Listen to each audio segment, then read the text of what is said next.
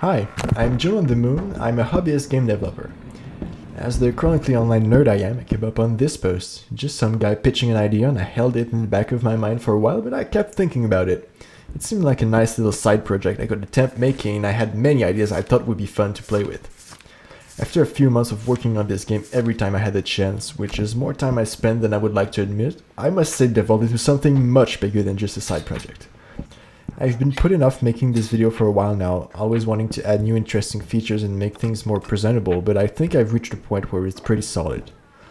I envision this as a horror-adjacent cooking game with roguelike touches that doesn't take itself too seriously. I have quite a lot to cover here, so I'll be commenting over some of the footage to talk about the game and more ideas I have for the project. First off, before we begin, there's a lot of moving bits and pieces. The core ideas might be simple, but the implementation is not. If I skip over something, feel free to ask in the comments. So, the main focus of this game is cooking and assembling dishes to keep your crewmates alive, as they're the ones that steer and make the ship sail. Every once in a while after sailing, in the right direction of course, an island is reached and you may buy and sell resources. You have to manage your supplies and currencies wisely, as some items are not always available, but might be necessary for you to reach the next island without sinking or getting lost at sea. It's important to know that each crewmate has an immutable role assigned to them which provides specific functions on the ship. Some roles, like the captain, are unique. I mean, you can't have two captains, right? But you can have multiple mates or fishermen, for example.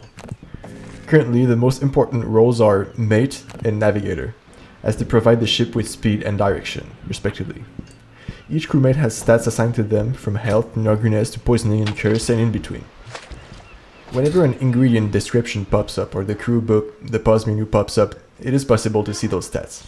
Obviously, you can alter these stats by feeding the crewmates. Be wary though, as each crewmate has preferences which will affect their morale differently when fed, and choosing which crewmate to feed what dish is crucial. I chose to implement 4 flavors for preferences to make things less convoluted: spicy, salty, sweet, and sour. I omitted umami and bitter and directly translated them into morale boost or debuff, because everybody likes umami and obviously bitter, ew. Now, let's talk about the stats. Each crewmate role requires different stats to perform. I'll just gloss over the mates and the navigator's stats to give an example. The mates require morale and energy to perform, which in turn directly affects the ship's sailing speed. The navigator, on the other hand, relies on morale and health to steer the ship. The navigator will perform worse when cursed, while the mates will fare better, while with poison it's the opposite. I won't go over all the stats details and leave a little bit of mystery. Or I just haven't pushed much further, but don't tell anyone. Besides cooking, there are a few things that will be happening around the ship, starting with pirate attacks. We're in the 19th century after all. There are still pirates. Or privateers, right? Well, you have to defend yourself with what you have in the kitchen. The crewmates won't be shooting back for now though. Don't worry, that was an oversight on my part, and I will add the cannoneer role to the crewmates eventually, as they will be required for later battles. Anyway, you have a few cannonballs provided in the chest, but don't expect to be getting much more as they're pretty expensive and rare. You'll have to be creative. We can't see much of the enemy ship here as the weather is quite foggy, but the silhouette helps a bit. Even though this is one of the earlier encounters, it'll still take a few hits to take them down. Here it seems we ran out of ammo, but we have a solution waiting. Earlier during this footage, I combined vinegar and milk to make curdled milk, cooked it and turned it into cheese. Cheese can be sliced and fed to crewmates, or it can be used to defend the ship. As you can see, as a shotgun projectile, this can be pretty effective. There are a few more, and there will be many more alternative projectiles for the player to discover, some more efficient than the others, but in dire situations, anything will do. Defeating a ship is a rewardable action. When an enemy ship is sank, an arbitrary amount of items from a respective loot table is added onto the ship. For now it drops in the kitchen sink, but that's something I'll have to change later. Now let's talk about the elephant in the room, the Gastronomicon.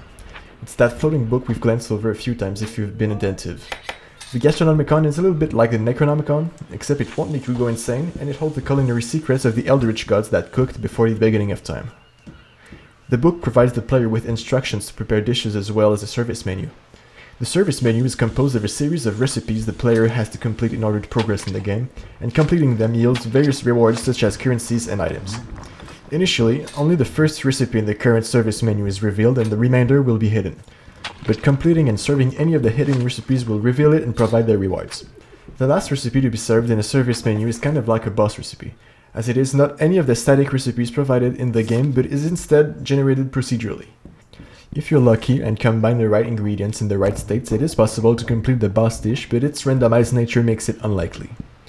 Completing a boss dish will provide a unique and more useful reward than the other recipes, usually something that will be necessary for the player to progress, such as bigger plates that can hold more ingredients or bigger pots that can cook more stuff at once.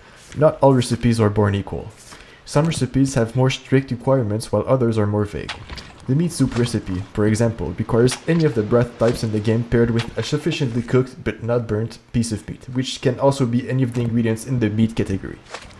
Another example of a more demanding recipe would be the fish and chips, which requires specifically a potato in the strip state paired with any ingredients in the fish category, both of which have to be sufficiently cooked and not too burnt, of course.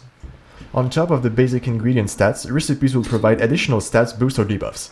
Like Aristotle once said, the whole is greater than the sum of the parts, and this statement applies here.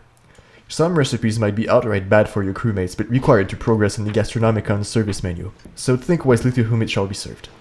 The later recipes will require higher levels of preparations for some ingredients, which in itself is kind of like a smaller recipe. Sauces, for example, require a few more steps and separate ingredients to be combined before it becomes a sauce.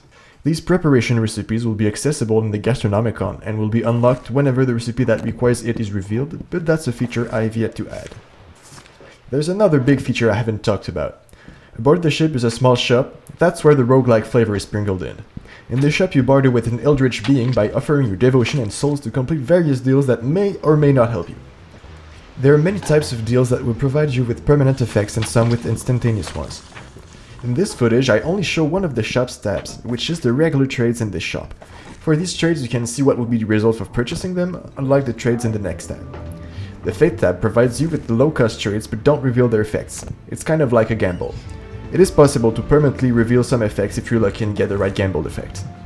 The third tab is the Blood tab, where you have to pay with souls. Unfortunately, there is only one way to acquire souls that can be used to trade, by voluntarily sacrificing a crewmate. To do so, you have to spike an ingredient with a specific curse then feed it to a crewmate. In general, blood trades are better, but at a higher cost than just spending devotion. The last tab is the Artifact tab. This one has not yet been implemented, but in general there will be artifacts that you can acquire in many ways throughout the game that you can trade in, and that's pretty much it. These are the core concepts of the game. Things are still quite rough on the edges and a lot of the values haven't been properly balanced yet, but I think it's starting to come along pretty well now. Also, I'm sorry, the footage is kind of quickly played and talked over, but I covered what completing a whole service menu looks like. We've just served the last dish and got our big reward, a medium-sized pot which can cook up to 2 items at once. The remainder of the footage is me messing around a bit, then I trigger an island docking with a debug button I left somewhere to show the island shop. Thank you for watching. If you have anything to say about this project, any feedback is appreciated. Stay tuned for more.